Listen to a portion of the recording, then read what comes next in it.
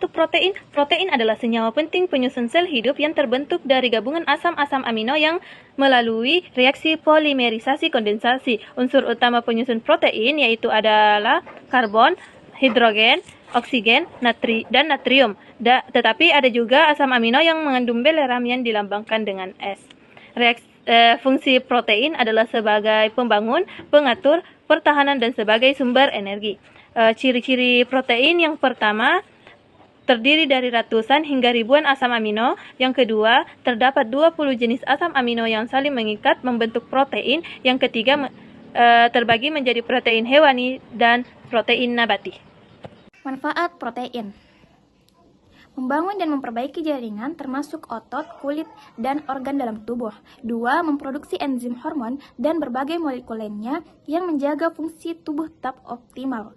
Sumber protein: 1. Protein hewani, yaitu daging, telur, dan produk susu. 2. Protein nabati, yaitu kacang-kacangan, biji-bijian, dan sayuran. Sifat protein: 1. Umumnya sukar larut dalam segala macam pelarut. 2. Tidak tahan terhadap suhu tinggi. 3. Pada hidrolisis enzim terurai berangsur-angsur dari pepton, nanti akan menjadi polipeptida, kemudian menjadi dipeptida, yang terakhir akan menjadi asam amino. 4. Memiliki massa molekul relatif atau MR yang sangat besar. Pengolahan protein yang pertama yaitu enzim, biasanya sebagai katalisator berbagai reaksi kimia yang terjadi pada tubuh. Contohnya, enzim maltase berperan mengubah maltosa menjadi glukosa.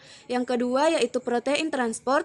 Protein transport adalah protein yang mengikat dan memindahkan molekul ion yang spesifik. Contohnya, hemoglobin dalam sel darah merah berfungsi sebagai alat pengangkut oksigen dalam darah. Yang ketiga yaitu protein nutrien atau penyimpanan. Berfungsi sebagai cadangan makanan, contohnya protein dalam biji-bijian seperti gandum, beras, dan jagung. Yang keempat yaitu protein kontraktil, berperan dalam proses gerak karena memberi kemampuan pada sel untuk berkontraksi. Contohnya aktin dan miosin dalam sistem kontraksi otot rangka.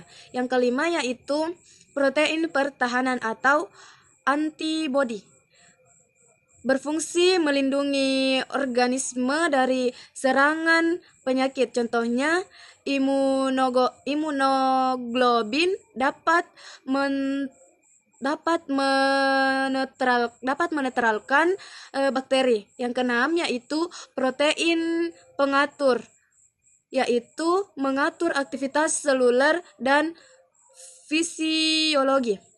Contohnya, hormon insulin itu mengatur metabolisme gula darah. Yang ketujuh yaitu protein struktur, berfungsi sebagai penyangga untuk memberikan struktur biologi kekuatan atau pertahanan. Protein. 1. Struktur primer merupakan urutan amino yang menyusun protein antara asam amino 1 dengan lainnya, membentuk ikatan peptida melalui gugus karboksil dan gugus amina pada ujung-ujung asam amino.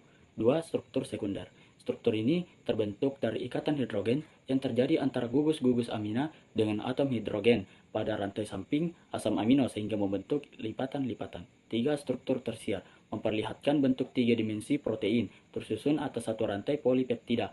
4. Struktur kuartener terdiri atas 2 atau lebih rantai polipeptida dan membentuk molekul fungsional. Satu rantai polipeptida sama dengan satu subunit. Terdapat protein oligomer atau protein yang terdiri dari beberapa subunit. Protein dibagi menjadi dua, yaitu asam amino esensial dan asam amino non-esensial. Apa sih bedanya? Asam amino esensial adalah asam amino yang tidak bisa diproduksi oleh tubuh. Jumlahnya ada 8, yaitu fenilalanin, valin, metionin, lisin, treonin, leusin, isoleusin, dan triptofan. Sementara itu, asam amino non-esensial dapat diproduksi oleh tubuh.